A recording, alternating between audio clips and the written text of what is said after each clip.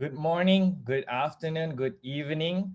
The sun's setting and it's been a tiring day in this trek in the jungle. Let Team Chorak today bring you a pitch the 2020 way. Sit back and relax, and I hope you've got your checkbooks ready.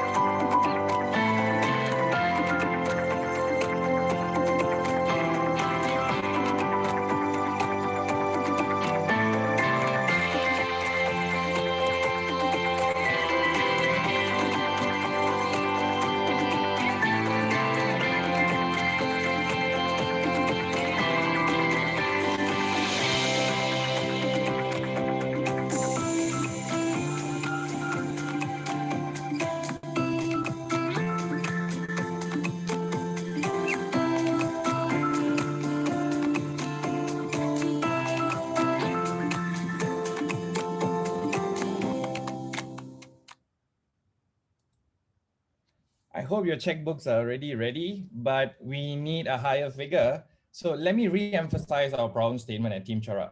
The batik tradition in Malaysia is losing its prominence as a national identity. It is perceived to be highly priced and for high society. And as a result, it's not being valued by Malaysians. So we went about and conducted some interviews and spoke to some Malaysians and found out that 50% do not even own a batik apparel. We see on the far left, bottom left, 70% don't even wear batik once a year. And in the blue boxes, what we found is many people found batik to be traditional, old-fashioned, but unique, although it's very expensive. And where do people wear this? They wear it at traditional events, national holiday, and only for work requirement. And some of the feedbacks that we got was, my sister doesn't even know what batik is about. I wouldn't like to spend more than 100 ringgit on a batik shirt. We spoke to a batik expert, and this is what we got. Malaysian batik has a branding problem. Generally, it is not marketed to be appealing, nor targeted to the lower income segment. And we did some study. We analyzed the industry in Malaysia. And what we found was most of the spaces between trendy, cheap, vintage, and expensive are pretty much filled by someone. And there is a gap in the market. The gap is where cheap and trendy lies. We found that there was only one lifestyle brand that fit in this category, which was Batik Boutique, that offers multiple designs and a wide range of lifestyle products. Let me introduce this adorable family of Auntie Ali, who makes up our customer persona. We have derived this from a composite of qualitative interviews that we have conducted. Auntie Ali family has a household income of 6,000 per month. They are aspirational. They want theme pattern family wear for celebrations, yet it must be affordable, aligning with their budget. Moving on. Our solution to problem is the creation of Chorak. Chorak is a batik-themed Malaysian lifestyle brand. We at Chorak anchor mainly on 4 pillars. First is the design. We create unique design that is trendy, fashionable, simple, and instantly recognizable. The second one is the product. We use this unique batik design for creating a wide variety of lifestyle products with a touch of batik heritage. Third, it's affordability. We make our products affordable by printing on one single design in bulk, and this reduces the cost drastically. Fourth, is the accessibility. We make it easier for our customers to purchase on our amazing products on our website. This pattern is not just an identifiable pattern, but it also makes Chorak an identifiable brand. We are the Burberry of Malaysian Batik because we believe in the idea that a batik with simpler pattern is very unique and one of a kind in Malaysia. This design also signifies unity, peace, and diversity. If you look at the colors, blue stands for unity, white stands for peace, and the motif in the design is a bamboo shoot, which signifies youth, vitality, and vibrancy. Now let's look at our first product line. You can see a variety of lifestyle products is just based on one simple design, yet it is elegant and appealing to today's fashion needs. Next slide, please. We play around with one pattern, make it repetitive in various sizes such that all of our products looks unique. Now let me give you a glimpse to our products that is available on the website.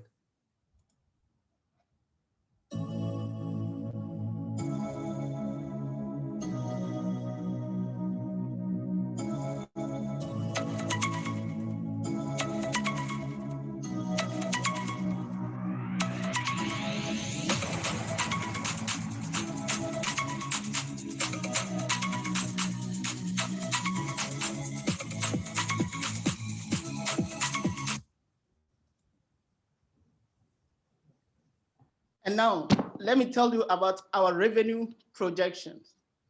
We at Chorak believe that we have a unique brand that will attract a revenue of 1.5 million within our first year of operation. This is just 0.3% of the market side of the top 7 brands we are well positioned to compete with in a market size of 3.1 billion. Exactly how much do we need to realize these projections? We are asking you today for 24,000 ringgit to realize this 1.5 million. We are targeting to sell 13,600 units of products. And who is going to give us this money? You, the beautiful people here. We know you love Malaysia. You love the national identity and cultural heritage to be celebrated every day by Malaysians and the world at large, just like our beautiful Chorakian here. So from my fellow Chorakians, Benjamin from Malaysia, Chan from Malaysia, Dilip from India,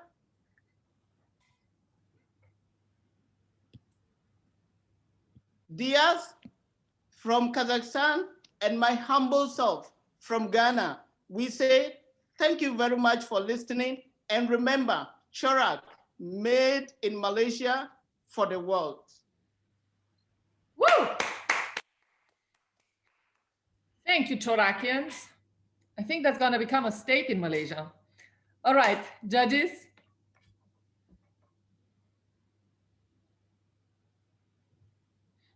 Can I have the first question? Hello? Yep, sure. Yeah. I think there's been quite a lot of attempts in reviving the batik culture in Malaysia.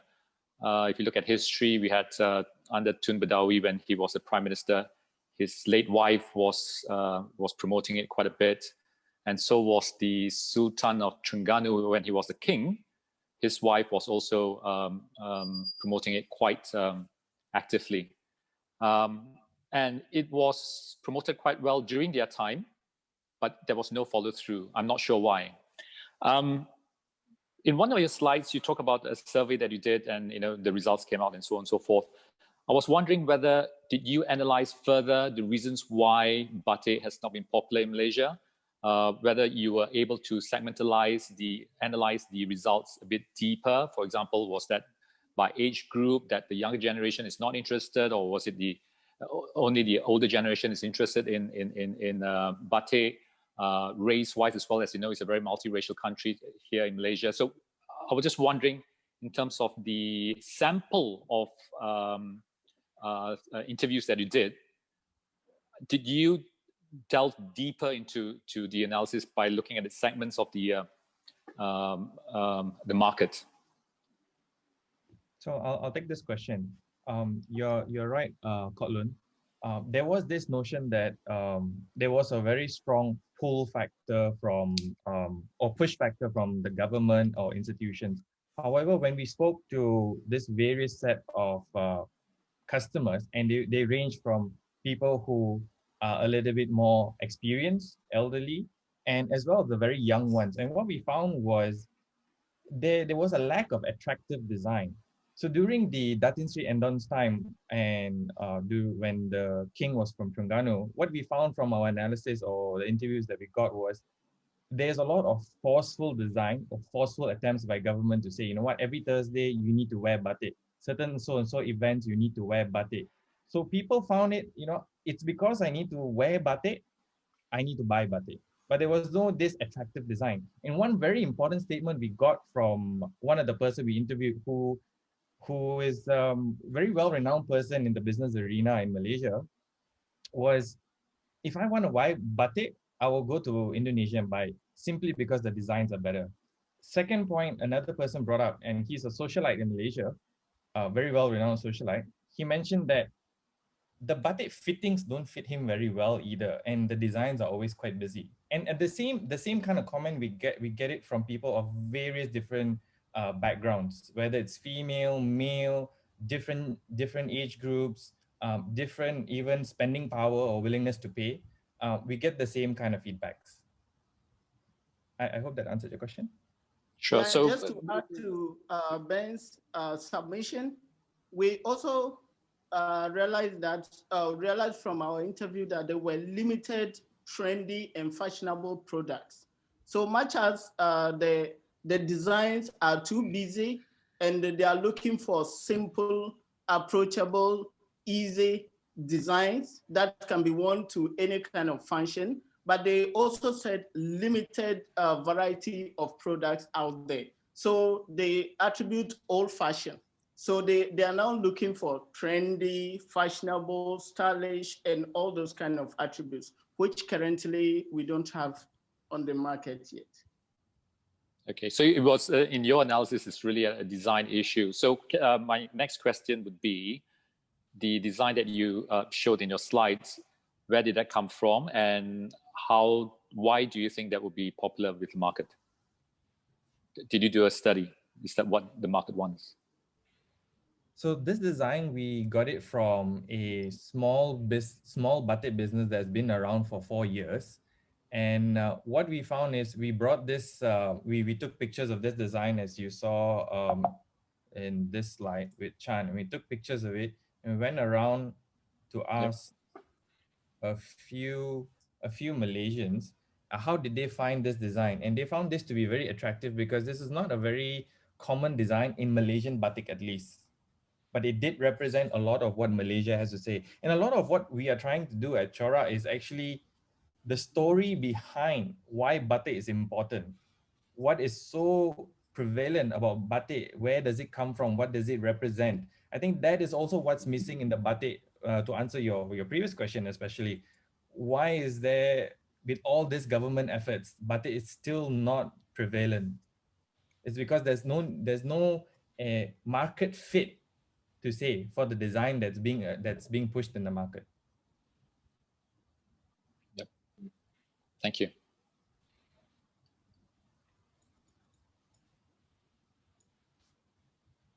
Hi, everyone. So I am Malaysian, and I absolutely love this idea because obviously it's so close to heart for me. I would absolutely love to have a lot more pride in being able to have products like this. I have 2 questions. One is, as you said in one of your feedback from the customers, there's not enough, variety. I have to go somewhere else, another country, or So not that the designs here are not as intricate. And that usually comes with the maturity of a market, right? When the market is more mature, you have more players, you have more designs, it starts getting more mature, you have more options. So, you know, try to really, if the reason for this brand is beyond just the brand alone, is actually to bring batik better, you know, more present. How do you think you as a single brand can really try to drive the maturity of the market and develop it? You know, there are lots of exciting ideas that already I can think of, but I'm just wondering if you guys have any ideas of how you would leverage and loop that community that's underpinning it. There's many people that can create batik today in Malaysia, but they're just not being shouted out. How do you loop that story, the history, the community, the reason that represents your product into your sales and marketing plan? How do you do that?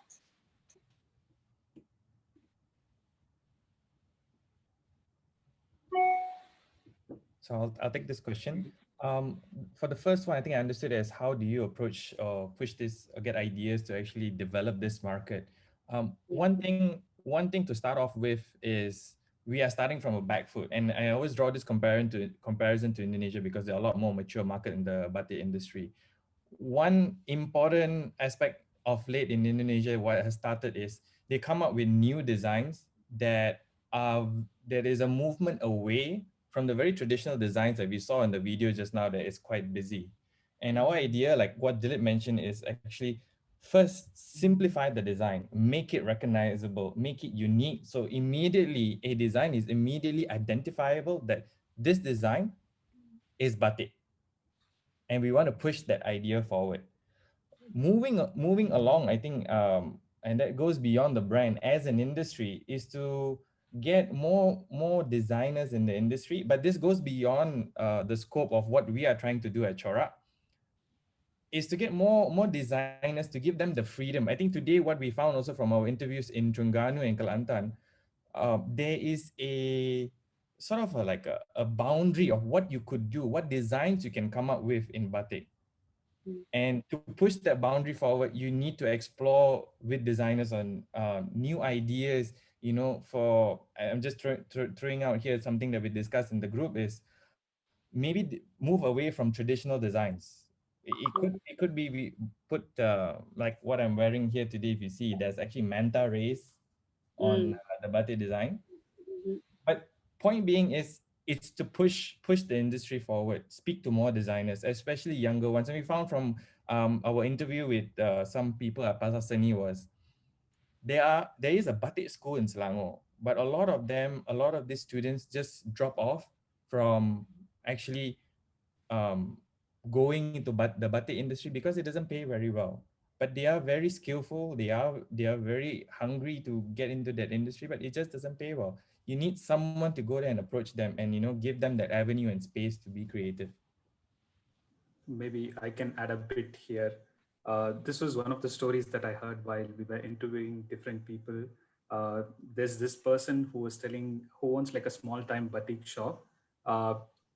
Just opposite to her shop, there was this 7-Eleven store where there was this lady working, and she got so fascinated by this new design, which was produced by the small time SME company, that she saved her 3 months of salaries and just to buy that dress for herself on her birthday. So these are like the stories that really inspired us to make sure that it's not only people like her, but there are many people out there who still have that love and they want to show that pride, have that pride in wearing batik. Thank you, team. Thank you very much. We expect a sample, especially the judges. Right, Francesca? Yes, definitely. I would much appreciate one. All right. Please stop sharing your screen.